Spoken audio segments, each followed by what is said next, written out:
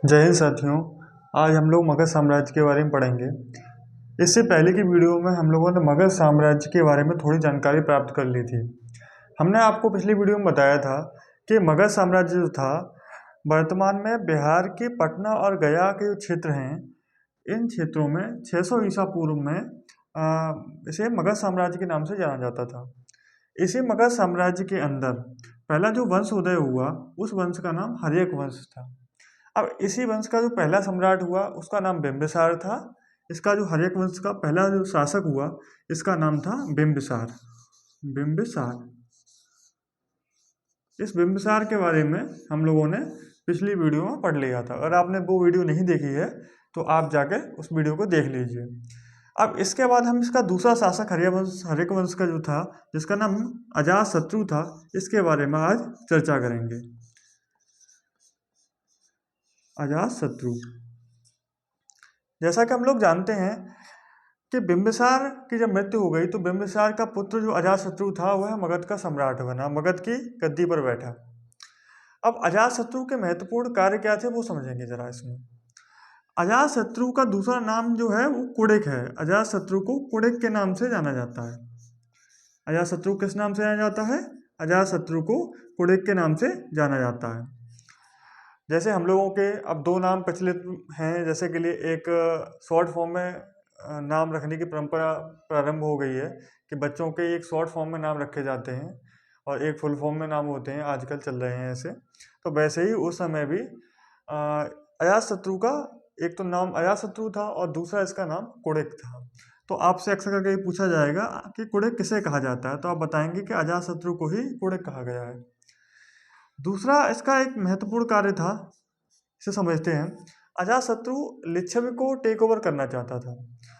यानी ये तो मगध हो गया, यहाँ पटना और गया का क्षेत्र, इसके ऊपर यहाँ वैशाली पड़ता है, बिहार में वैशाली डिस्ट्रिक्ट पड़ता है ये। तो वैशाली में 600 ईसा पूर्व में लिच्छवियों का शासन था। यहाँ जो गणराज्य था उसका नाम था लिच्छवी गणराज्य।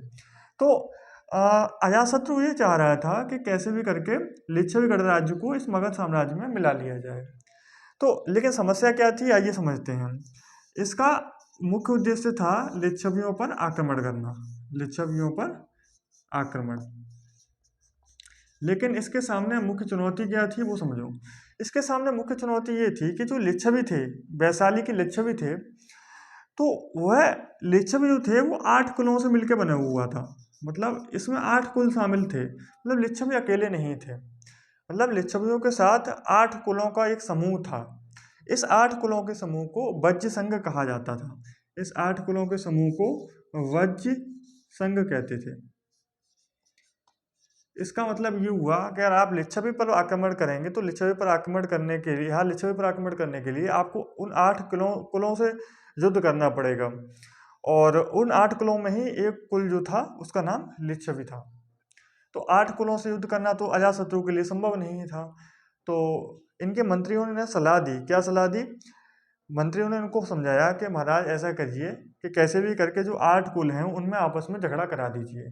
जब इनमें आपस में झगड़ा हो जाएगा, जब ये अलग अलग हो जाएंगे तो इनमें इन्हें युद्ध में रहना बहुत आसान हो जाएगा। तो यही कार्य किया अजातशत्रु ने। अजातशत्रु ने क्या किया? अजातशत्रु का एक प्रिय मंत्री था जिसका नाम क्या था, आइए यहाँ समझते हैं। उस मंत्री का नाम था वत्सकार। वत्सकार क्या था? ये मंत्री था। किनका? अजातशत्रु का। अजातशत्रु ने अपने मंत्री जिसका नाम वत्सकार था उसे भेज दिया यहाँ लिच्छवी पर। लिच्छवी पर क्या करने भेजा? लिच्छवी में बताया कि आपस में जो वज्र संघ है जिनमें 8 कुल हैं उनमें आपस में आप फूट डलवा दीजिए, आपस में कैसे भी करके लड़ाई करा दीजिए। लड़ाई हुआ तो ये अलग थलग पड़ जाएंगे और फिर हमें लिच्छवी पर आक्रमण करना बहुत आसान हो जाएगा। फिर हम लिच्छवी जो गणराज्य है यहाँ जिस पर लिच्छवियों का शासन है उसे हम आसानी से अपने साम्राज्य में मिला लेंगे। तो हुआ भी कुछ यही। वत्सकार गया लिच्छवी और आपस में इधर की उधर उधर की इधर बुराई कर कर आके इसने क्या किया, इस जो वज्र संघ था 8 कुलों का समूह, इसमें फूट डलवा दी। जब इसमें फूट डलवा दी तो अब तो युद्ध करना आसान था। तो हुआ भी कुछ यही। क्या हुआ आगे समझते हैं। आगे ये हुआ कि अजातशत्रु ने अपनी सेना को आदेश दे दिया। अजातशत्रु ने कहा कि चलिए हम लोग युद्ध के लिए तैयार हैं और सेना को बताया कि हम लोग आक्रमण करने जा रहे हैं। तो उन्होंने अजातशत्रु ने बताया कि अजातशत्रु के पास दो प्रमुख हथियार थे। जब युद्ध करने जाते थे तो अपने हथियार लेकर जाते थे। वो कौन से हथियार हैं समझते हैं। इनके प्रमुख हथियारों का नाम था रथ मूसल, और एक हथियार जो था उसका नाम था महाशिलाकंटक।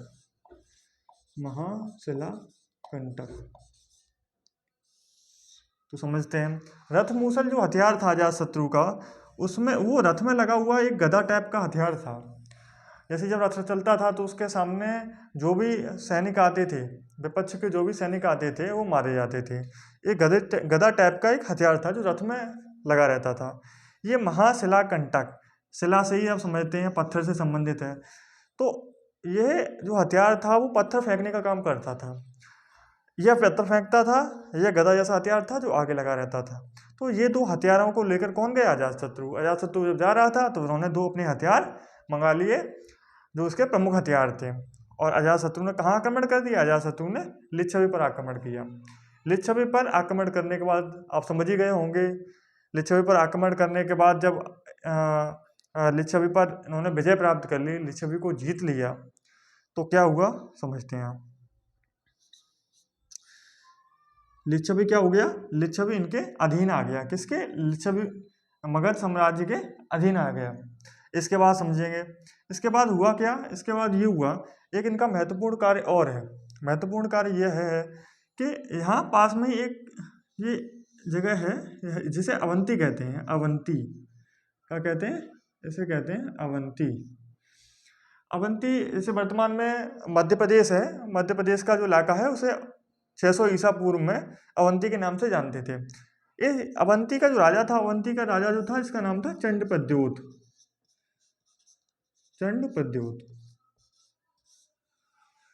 अब आप समझेंगे कि देखिए मगध का इलाका है और ये अवंती का इलाका है, पास ही पड़ता था, पास के ही सम्राट थे दोनों। तो अवंती के राजा चंडप्रद्योत और मगध के सम्राट अजातशत्रु में थोड़ा ये था कि किसी भी तरह से एक दूसरे के राज्यों को अपने अधीन ले आया जाए। अवंती चाहता था कि मगध हमारे अधीन आ जाए, तो इसलिए अवंती के नरेश चंडप्रद्योत जो थे वो आक्रमण करना चाहते थे मगध पर। तो इसी से बचने के लिए इसने क्या किया, अजातशत्रु की राजधानी जो थी, अजातशत्रु की राजधानी राजगृह थी, इसने अपनी राजगृह की किलेबंदी करा दी। इसकी राजधानी क्या थी? इसकी राजधानी थी राजगृह। राजगृह किसकी राजधानी थी? मगध की राजधानी थी। मगध की राजधानी, मगध की राजधानी जो थी राजगृह, इसकी उसने क्या करा दिया? उसकी किलेबंदी करा दी।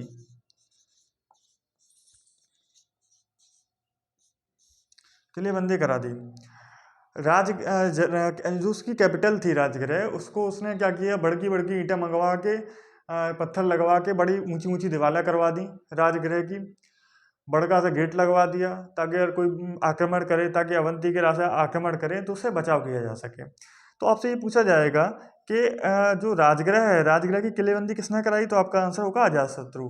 किससे बचने के लिए कराई? तो अवंती के राजा चंडप्रद्योत से बचने के, आक्रमणों से बचने के लिए इसने राजगृह की किलेबंदी कराई थी। इसके बाद समझते हैं आगे। इसका अन्य महत्वपूर्ण कार्य था, इसने बौद्ध संगीति कराई। इसके शासनकाल की महत्वपूर्ण घटना जो है वो है बौद्ध संगीति।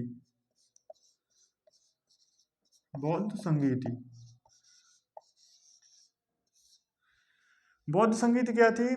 क्योंकि अजातशत्रु जो था वो बौद्ध धर्म को मानने वाला था, यह बौद्ध धर्म का अनुयायी था। क्योंकि यह बौद्ध धर्म को मानता था अजातशत्रु, इसीलिए इसने एक संगीति कराई, बौद्ध संगीत, यानी एक सम्मेलन करा दिया। इस सम्मेलन में क्या हुआ? दूर दूर के जो बौद्ध भिक्षु थे वो उसमें शामिल हुए।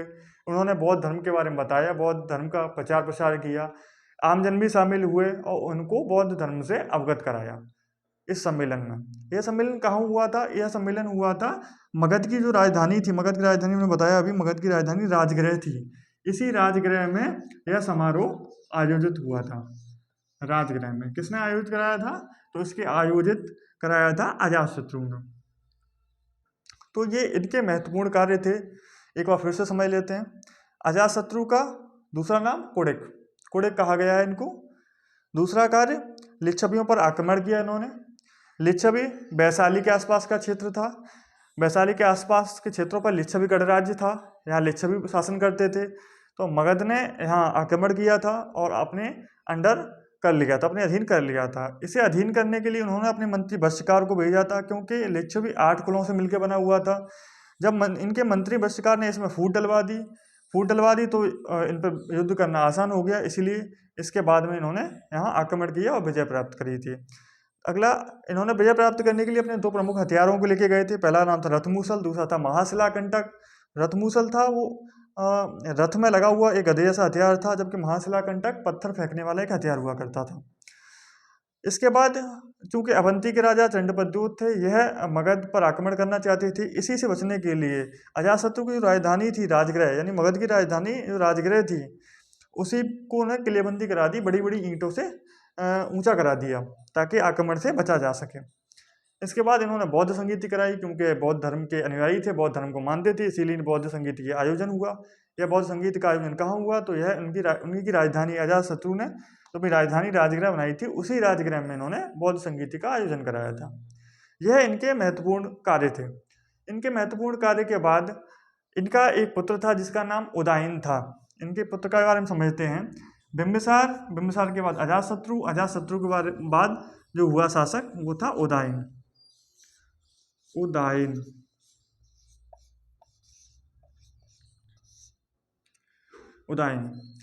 चूंकि उदायन भी धीरे धीरे उसकी एज निकल रही थी, अब वो भी धीमे धीमे बड़ा हो रहा था। बड़े होने के साथ साथ इसको लोगों ने समझाया, इसके जो मित्रगण थे, संबंधी थे, उन्होंने समझाया कि ऐसा है उदायन, तुम्हारे पिताजी छोड़ नहीं रहे गद्दी, तो पिताजी तुम्हारे जब तक छोड़ेंगे नहीं गद्दी तो तुम तो राजा बन नहीं पाओगे, तुम तो कोई छोटा सा क्षेत्र दे दिया जाएगा, वहीं के राजा बने रहोगे। तो उन्होंने कहा फिर क्या किया जाए? उदयन ने पूछा अपने संबंधियों से, तो उन्होंने कहा ऐसा करो, एक दिन मौका निकालो और मौका निकाल के अपने पिताजी की हत्या कर दो। जब इनकी हत्या हो जाएगी तो ऑटोमेटिक कार्यभार तुम पे आ जाएगा, उदयन पे आ जाएगा। तो उदयन ने भी दिमाग लगाया, बात तो सही कह रहे हैं, हम तो अभी बूढ़े हो जा रहे हैं, हमें तो शासन मिलेगा ही नहीं, हाँ, और पिताजी शासन कर रहे हैं हमारे। तो हुआ भी कुछ यही। उदयन ने क्या किया, एक दिन मौके का फायदा उठा के अपने ही पिताजी, जिनका नाम था अजातशत्रु, पिताजी की हत्या कर दी। अजातशत्रु की हत्या उदयन ने करी और उदयन मगध का जो था, मगध का सम्राट बन गया, मगध का शासक बना। मगध के शासक बनने के बाद में इसके महत्वपूर्ण कार्य क्या थे, आइए समझते हैं। पहला पॉइंट में समझते हैं कि उदयन को पितृहंता कहा गया है। इसको क्या कहा गया है? पितृहंता। पितृहंता का मतलब होता है पिताजी की हत्या करने वाला।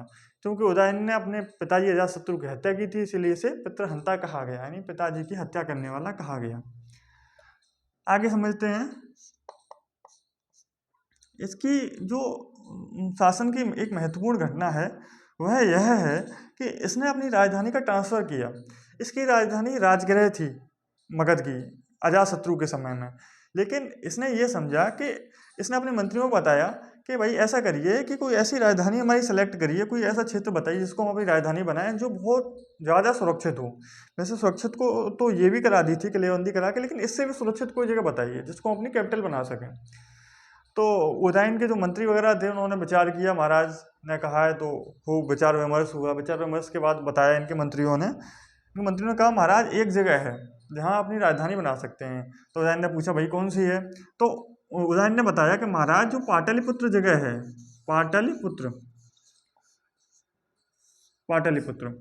तो पाटलिपुत्र जगह है, पाटलिपुत्र यानी वर्तमान में पटना जो है उसे पाटलिपुत्र कहा जाता था। पटना को पाटलिपुत्र कहा जाता था। पाटलिपुत्र का एक दूसरा नाम और है जिसे हम लोग कुसुमपुर कहते हैं। क्या कहते हैं? कुसुमपुर।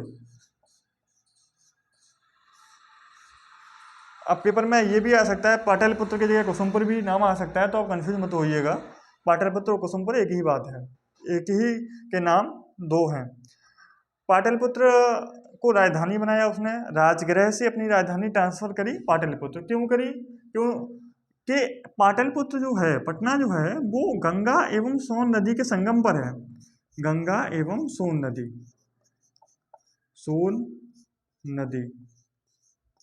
के संगम पर, गंगा और सोन नदी के संगम पर ये पाटलिपुत्र स्थित थी। तो पाटलिपुत्र को गंगा, एक तरफ गंगा एक तरफ सोन नदी, तो गंगा और सोन नदी दोनों गंगा एवं सोन नदी दोनों नदियों से यहाँ पाटलिपुत्र का सुरक्षित हो गया।